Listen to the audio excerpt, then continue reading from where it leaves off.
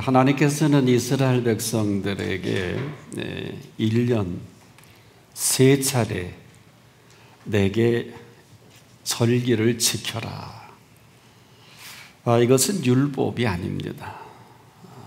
이것은 이스라엘 역사를 전체로 하나로 보시고 세 절기로 1년에 반드시 매해 잊지 말고 기억하라는 메시지이기도 합니다. 그 두 번째 메시지가 바로 맥추절입니다. 첫 번째는 무교병 절기로 우리가 잘 아는 유월절. 430년 동안 애굽에 종살이 하다가 하나님께서 저들을 나오게 하신, 그래서 그 유월절에 양의 피를 문 좌우 임방에 바른 그곳은 하나님의 재앙을 건너가게 하시고 그 재앙을 건너가기는 은혜로 출애굽하게 하신 이 비밀이기도 합니다. 바로 그 두 번째 이 맥추절은 우리가 아는 대로 보리의 첫 이삭을 드리는 예는 있습니다만 자칫 우리가 생각하면 농사 지은 것에 대한 감사로 생각할 수 있겠습니다만 그렇지 않습니다. 왜 그러냐?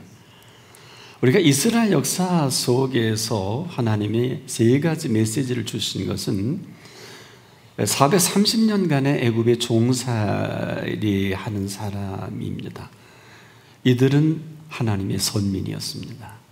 소위 하나님이 택하신 백성인데 사실은 잘나서 택한 건 아니에요. 또 뭐 써먹으려고 택한 것은 아니에요. 이들을 구원해 주시기 위해서 하나님이 불러주신 것입니다.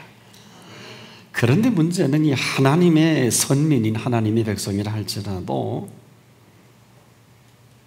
하나님의 백성답게 살지 못하면 이렇게 살 수밖에 없고 또 이렇게 살아가는 거다 하는 것이 바로 430년 동안 하나님의 백성이 이방 나라 종살이입니다. 여기서 하나님의 백성을 향한 하나님의 통치는 발견할 수가 없어요. 통치를 받아들이지 않습니다. 하나님이 통치하실 줄을 몰라서 통치하시지 않으신 것이 아니에요. 단절입니다. 어느 정도일까요? 이 고집이요 430년을 갑니다. 어느 때 이 사실을 정확하게 우리가 알 수 있을까요? 사실 잘 사는 나라나 잘 사는 가정에 우리가 일을 하는 것은 굉장히 괜찮은 거예요. 잘 사는 집의 정원 관리만 해도요, 또 거기에 수발을 들어도요, 주인이 눈에만 잘 보이면 사실 괜찮습니다. 보너스도 주인 마음대로 줄 수 있고요. 그래서 자꾸 우리가 강대국에 잘 사는 나라 이렇게 이민 가는 이유도 있지 않겠습니까? 애굽이 좋아요. 그들이 광야에 사는 얘기 들어보면 얼마나 좋은지, 애굽에 고개가마 밑에서 먹던 그 시절이 그립다 그럽니다. 좋은 거죠. 근데 어느 때 점점점 고통과 고난의 연속 속에 이 남의 나라 종사를 하기가 얼마나 힘이 든지 430년 만에 처음으로요 하나님을 찾아요. 그 고통이 어느 정도일까요? 아마 죽게 된 모양이에요. 그래서 하나님을 향해서 처음으로 430년 만에 살아계신 하나님을 인정하는 시간이 됩니다. 그래서 그 애원과 고통을 하나님이 들으셨다고 했습니다. 그리고 그 인정한 받은, 좀 하나님 편에서 볼 때 인정이 초라하죠. 430년 동안 인정 안 했어요. 모르겠어요. 본인들은 어떻게 얘기하는지 모르지만 이스라엘 백성을 향한 하나님의 관심이에요. 그 오직 하나님을 찾는 애원이 430년 만에 하나님을 인정하는 이 사건이 되어서 하나님께서 하나님 노릇을 할 시간이 되는 거예요. 바로 하나님의 통치의 시간이 구체화되는 거예요. 그 전은 하나님이 통치하실래 통치하실 수가 없어요. 얼마나 자기 개입이 강한지요. 조심하셔야 돼요. 오늘 이 시간만큼은 우리 모두가 내가 얼마나 고집스럽게 잘 살고 잘 먹고 잘 지내고 있는지, 내가 얼마나 고집스럽게 하나님의 통치하는 관계없이 살아왔는지 유일하게 확인할 수 있는 시간이기도 해요. 우리는 지금 잘 살고 잘 되면 그저 하나님의 은혜인가 보다 할 수 있어요. 아닌 건 아니에요. 내 만일에 하나님의 통치와 단절이 됐다 그러면은 세상에 이건 뭐 끝난 거 아니에요. 무려 430년 동안 반복되는 이 고통의 세월 속에서 한 번도 하나님을 인정해 보지 못한 이스라엘 백성이 처음으로 하나님을 인정할 그때 본격적으로 하나님의 통치가 시작이 되는 거예요. 이것이 바로 출애굽입니다. 아시는 대로 애굽은요, 경제력과 국방력과 그 정치력이요, 세계 최고입니다. 그래서 애굽을 능가할 사람이 없어요. 능가할 민족도 없어요. 그러려면 애굽보다 더 강력한 통치력과 파워가 있어야 애굽을 이겨냅니다. 그런데 아시는 대로 10가지 재앙은 뭘 얘기할까요? 바로가 손을 들만한데 9번째 재앙도 손 안 들어요. 10번째 재앙은 이제 장자를 쳐서 씨를 말리는 거예요. 후손을 말리는, 여기에 손을 듭니다.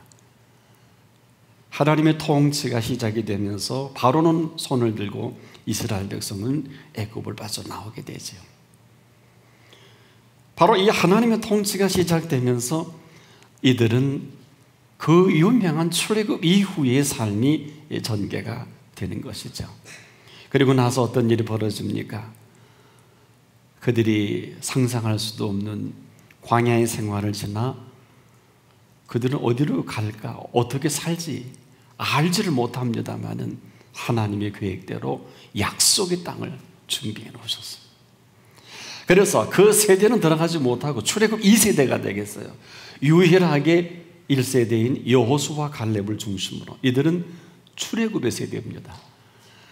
그 2세대가 들어갈 약속의 땅 가나안에 들어가서 살 그때 이스라엘 백성에게 잊지 말고 1년에 3번 한 차례씩, 그 중에 맥주절이 2번째 절기이면서 이 절기를 통해서 하나님께서 반드시 나를 기억하고 네가 나에게 관계성을 회복을 하자.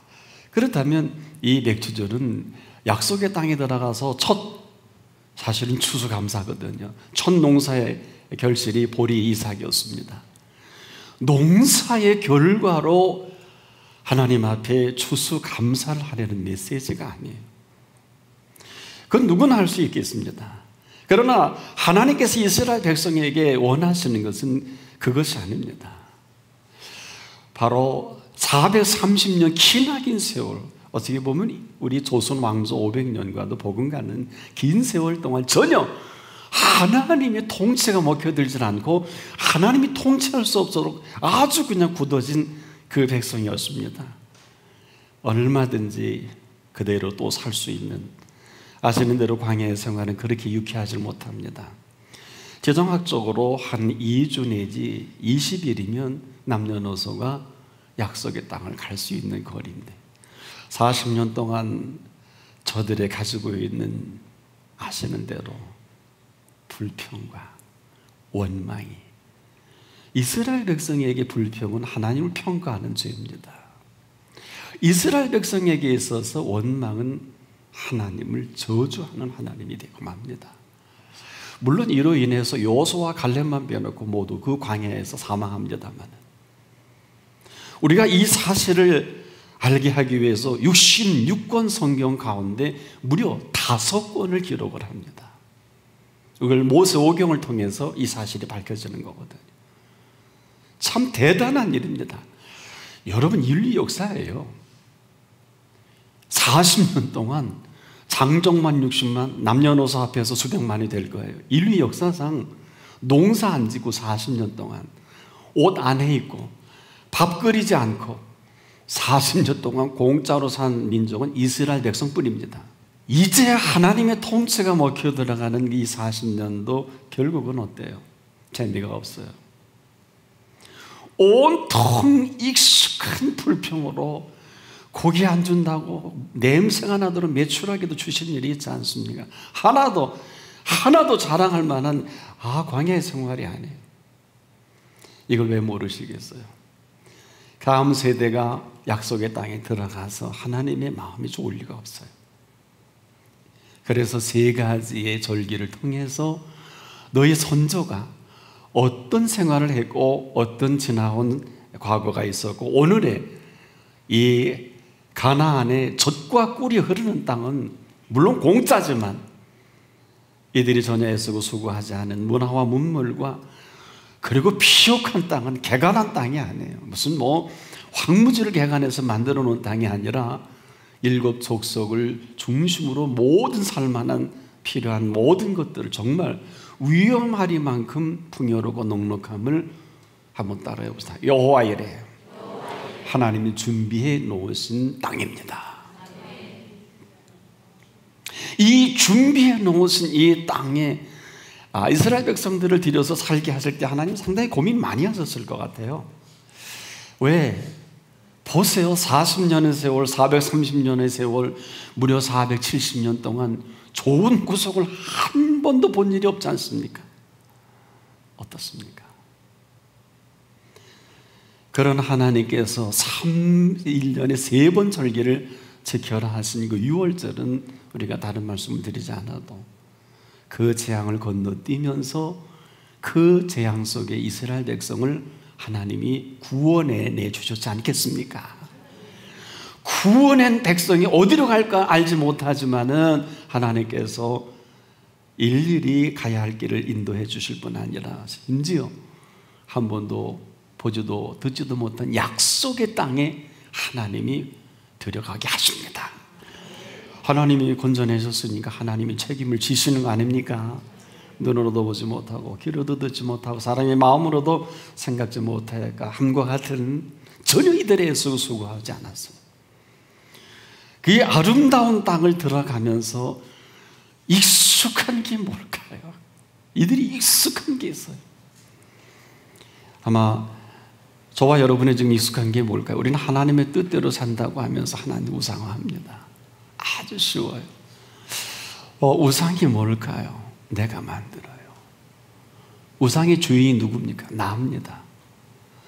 왜 우상을 만들까요? 내가 좋으라고요. 이것뿐이에요.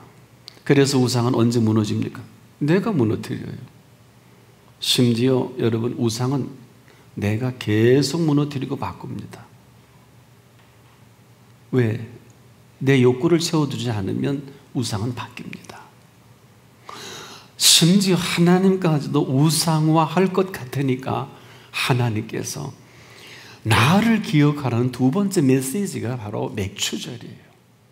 무슨 얘기입니까? 430년 동안 남의 종살이 하면서 아무리 보리 농사를 잘 짓고 다른 농사를 잘 짓고 양을 잘 치고 소를 잘 키워도 종이에요. 종은 종입니다. 아무리 열심히 경작을 해도 그 소출의 모든 결실은 주인 거예요. 그러나 가나안 땅에서의 모든 것들은 어떨까요? 주신 땅이지요. 이 농사의 주인이지요. 심은 대로 거두지요. 얼마나 이건 농사 이야기가 아니에요. 바로 하나님의 이야기인 러브스토리를 기억을 하게 하신 절기예요. 지금까지 히스토리가 있지 않습니까? 바로 이 히스토리를 잊지 말라는 그 메시지가 바로 이 맥추절의 메시지예요. 오늘 너희가 이렇게 농사를 지어 첫 보리 이삭을 얻는 것은 보리 농사의 이 추수가 아니라는 거예요. 도대체 너는 그리고 너희 부모는 그리고 너희 역사는 어떤 과정을 통해 어떤 하나님이 오늘까지 너희를 이곳까지 인도했는가? 저는 오늘 이 말씀을 준비하면서 성경은 우리나라 역사가 아니고 우리나라 책도 아니고 우리나라 사람 이름 한 번도 없어요. 우린 이방 사람이에요. 어떻게 저가 목사가 되고 이 말씀에 전부를 걸고 이 성경이 이렇게 낡아지도록 포기하지 못하는 제게 가장 중요한 보화 중에 보화가 됐을까요? 여러분 어떻습니까? 예수님 우리나라 사람은 아니잖아요. 그런데 기적 중에 기적인 제 개인을 놓고 볼 때 예수를 이 모든 고등교육의 인문학적인 바탕 위에 그분을 나의 구주, 나의 하나님으로 삼은 제가 기적 같아요. 그리고 여기에 인생 전부를 걸고 살고 이것을 지금도 전하는 목회자로 제 남은 생애를 살아간다는 게 기적 같아요. 그러기에는 이 엄청난 일을 위해서 애쓴 분들이 있어요. 개신교 역사 구체화되는 130년 전, 다른 역사는 얘기하지 않겠습니다만 만약에 5천년 역사 중에서 130년 전에 하나님의 사람인 선교사들이 피 흘리고 생명을 걸어서 우리에게 복음을 가져다 주지 않았다면 아마 인류 역사의 어떤 왕보다 어떤 대통령보다 이 하나님의 선물인 선교사들이, 이분들이 우리에게 가장 위대한 지도자입니다. 리더자입니다. 왜? 저는 대통령이나 왕에게 생명 걸지 않습니다. 선교사들이 전해준 예수 그리스도에 저는 지금도 전부를 걸고 있습니다. 그렇게 만들어 주셨습니다. 이 나라 5천년 역사에 별로 드러낼 게 없는데 130년 만에 OECD 가장 세계에서 교육열이 핀란드 다음으로 두 번째고, 교육열, 정치, 경제, 문화, 사회, 전 세계의 의회 민주주의와 자유시장 경제를 60년 만에 전 세계의 가장 빠른 시기에 정착한 나라는 우리나라뿐입니다. 누가 뭐라 해도 130년 전에 5천년의 우리나라의 정치, 경제, 문화, 사회와 교육에 이르기까지 그 이후에 정치, 경제, 문화, 사회, 교육의 모든 삶의 정서는 복음, 덕입니다. 지금도 감히 우리나라가 인구 분포도를 볼 때 가장 많은 이 값지고 복음이 빚진 선교사들을 가장 많이 파송합니다. 물론 미국이 제일 많이 파송합니다. 인구 분포도로 볼 때. 하지만은 비율로 볼 때 5천만의 민족으로 사실 우리나라가 아직은 많은 이 복음의 빚을 갖고 있어요. 저는 혼자 오늘 말씀을 준비하면서도 정말 430년 동안 이스라엘 백성이 하나님을 무시하고 살아왔을까? 무시했더라고요. 누가복음 15장에 보면 아버지를 가장 무시한 아들이 큰아들이에요. 둘째는 좀 나아요. 우리가 유명한 탕자 이야기를 좋아하시는데 큰아들이 어느 정도 아버지를 아버지같이 여기지 않은지 언제 알까요? 아버지도 몰랐어요. 아셨겠지요? 탕자가 나가서 돌아오는 데는 보통 미니멈이 20년, 맥시멈이 30년 걸린다 그래요. 우리가 신학적으로 볼 때. 그러면 같이 있고 탕자가 제 모든 재산을 가지고 달라 그래서 나간 세월에 돌아올 때까지 이 큰아들이 얼마나 아버지를 아버지같이 같지 않게 여기고 살아왔냐면 결국 그 아들이 돌아왔을 때 그 입으로 뭐라 그래요? 풍악을 그리고 배연을 베풀고 살찐 송아지를 잡을 때 그 아들이 하는 소리가 본색이 나와요. 뭐라고 합니까? 아버지, 나를 위해서는 친구와 함께 즐기도록 염소 새끼 한 마리 안 잡아 주시더니 이게 무슨 소리입니까 이게? 얼마나 아버지를 아버지로 여기지 않고 내가 그래 평생을 열심히 종살이 하도록 애썼는데 도대체 나는 뭡니까? 얼마나 아들이 아버지를 무시하고 아들이 아들로서의 위상을 잊어버렸으면 아버지가 뭐라 그래요? 기가 막히니까 얘야, 한번 따라해 봅시다. 얘야, 내 것은 다 내 것이 아니겠느냐. 저는 그 아버지가 그 말할 때 돌아서서 많이 우셨을 것 같아요. 안 그렇습니까? 왜 할 말이 없겠어요? 아들 큰 놈이라고 둔 것이 완전 평생을 곡해한 거예요. 오해한 거예요. 내 것은 다 내 것이 아니겠느냐라는 이 은혜를 탕자가 나가기 전에도 그 은혜를 베품을 받았을 거라고요. 그렇지 않을까요? 아버지 눈빛이나 씀씀이 보면 몰라요. 아버지가 필요한 거 다 허락했는데 당연시한 거예요. 아, 내가 일하니까 이런가 보다. 얼마나 엄청난 곡해입니까?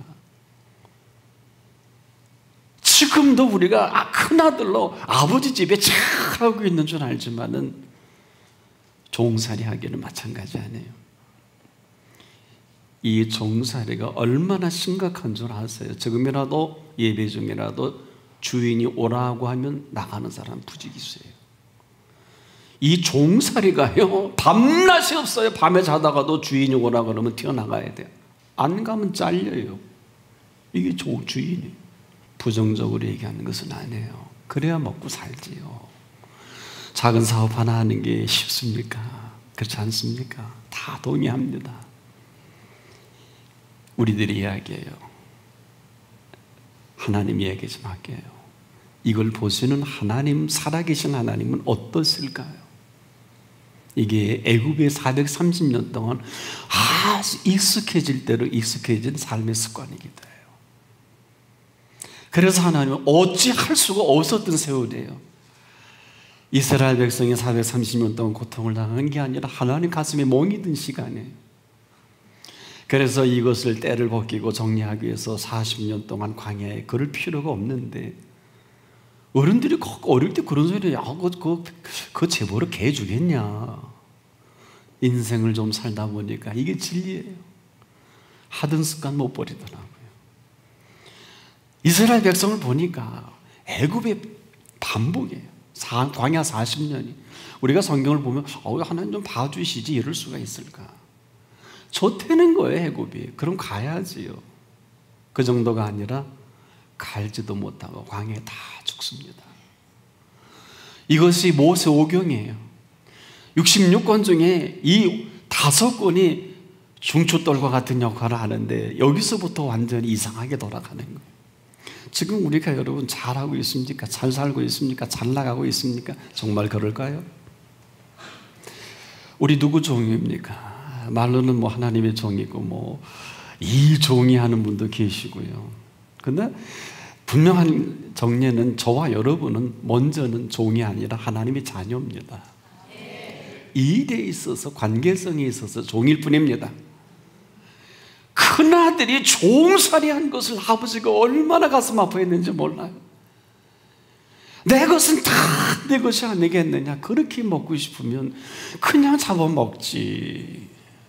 왜? 이미 어차피 3분의 1 재산을 둘째님이 갖고 나갔는데 아버지가 안 돌아가셔서 그렇지 3분의 1 재산은 큰아들 거거든요. 다 정리해서 유언도 했고요. 근데 이 정신 나간 큰아들은 종살이 하는 거예요. 아버지 집에 있으면서. 여기 아버지 집이에요? 여기 아버지 집이에요? 여기서 종살이 하는 것도 내 몫이고 여기서 자녀답게 사는 것도 내 몫입니다. 이 메시지가 맥추절의 메시지예요. 6월절은 구원의 사건이라면 이 맥추절의 감추인 비밀은 이렇게 살 필요가 없다는 거예요. 볼의 첫 이삭의 추수감사절을 지내라는 게 아니에요. 우리에게는 이스라엘 역사를 뭐로 따라가요? 그러나 예수 그리스도가 어느 틈인가 저와 우리 공동체와 이 민족의 구세주가 되셨어요. 부인할 수 없어요. 사랑하는 여러분, 하나님은 지금도 살아계신 하나님이십니다.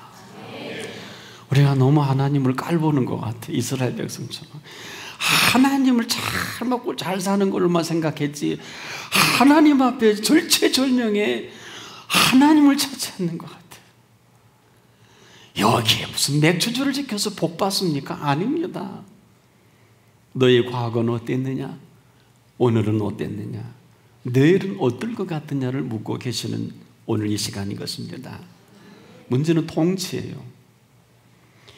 하나님의 통치는 하나님의 나라입니다.